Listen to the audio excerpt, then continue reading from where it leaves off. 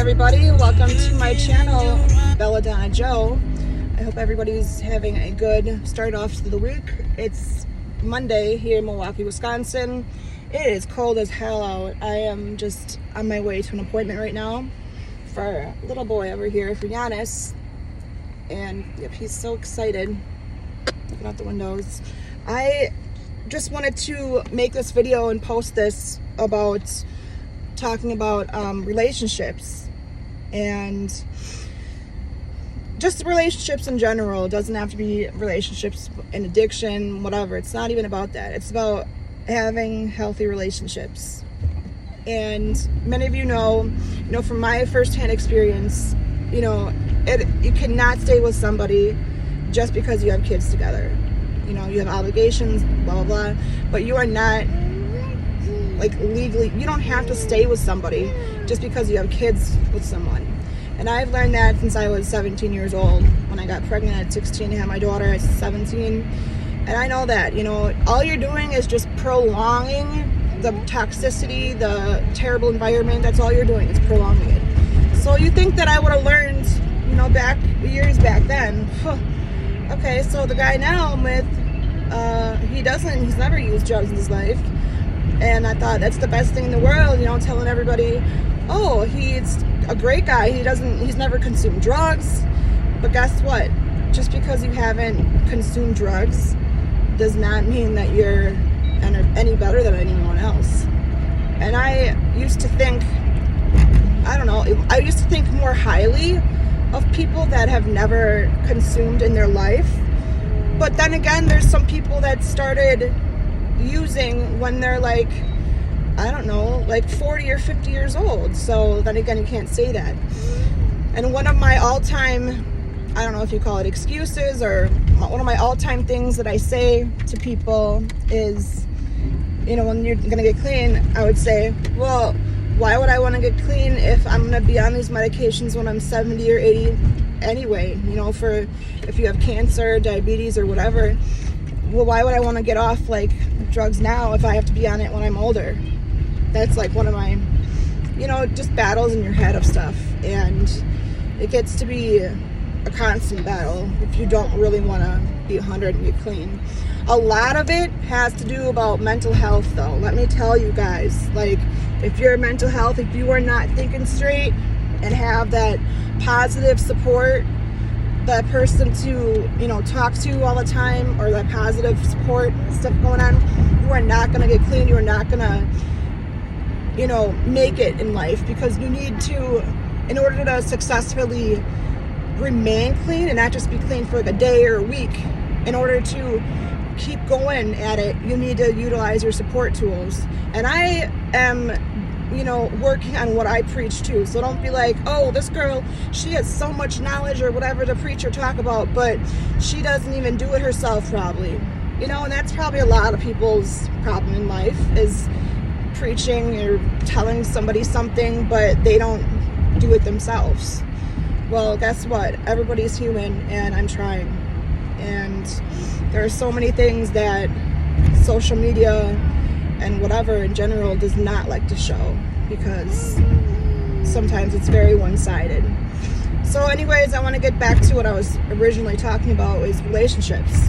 So, obviously I know that I'm not an easy person to be with, having, substance use disorder, whatever you guys want to call it, and having all the other problems that I have, and bipolar, all that stuff. Lately, I have been currently looking into not taking so many medications, and I know that I talk to my prescriber about that in general, whatever, but it's just that I am having side effects of the olanzapine, and I don't take that one every day. I take it maybe once every 2 weeks, because I don't like the effect of waking up from it feeling so drowsy, and I can't get that feeling out of me when I wake up. So it's I don't know, I have to wait a couple days to feel okay from it. But I feel like it literally sedates you. It takes a little while to kick in, but then it sedates the hell out of me. And I'm already on the lowest dose. I'm on like what, 0.2, 0.25. So there's no lower dose.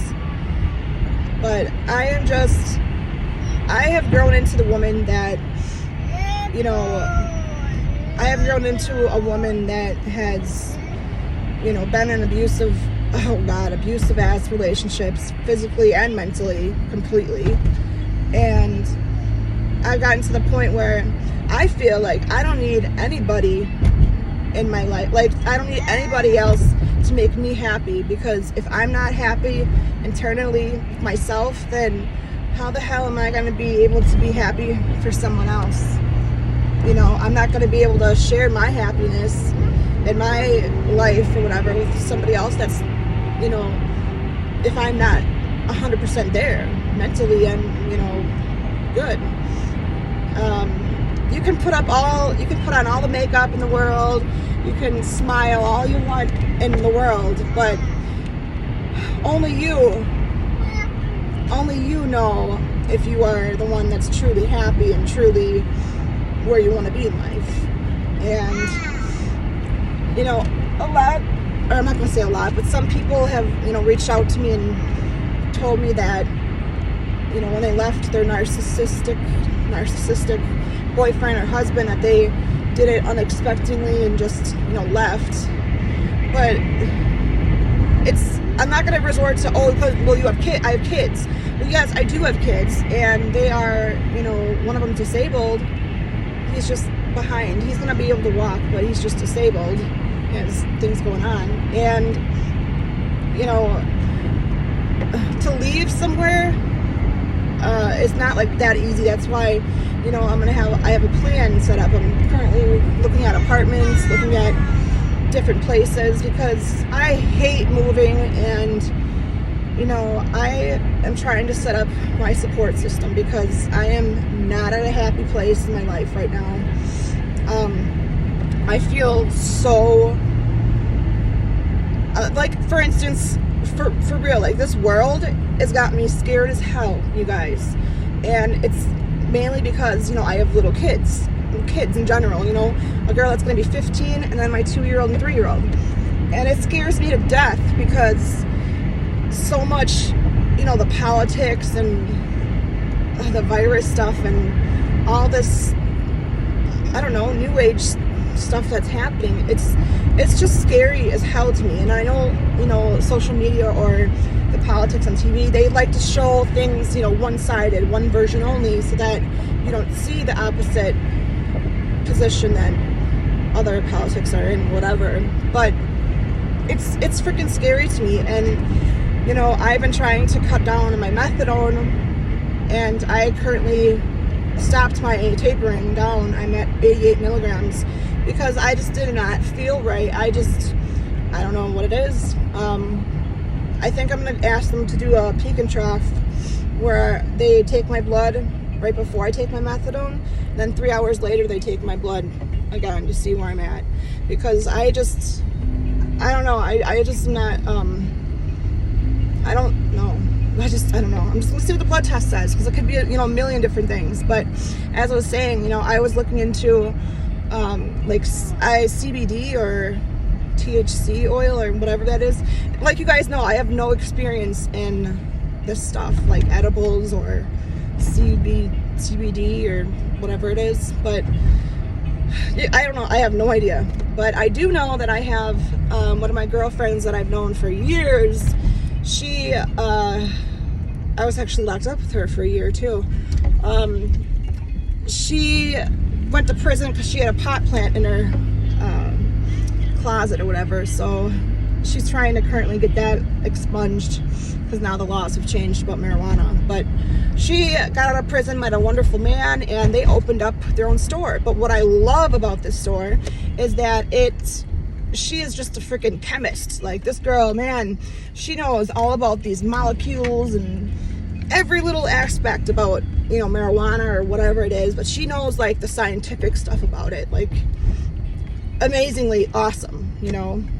That's the kind of person that I would trust, that knows what they're talking about, because she knows what she's doing, you know. But as far as like smoking marijuana, I was never a person to get into smoking. I have asthma pretty bad, and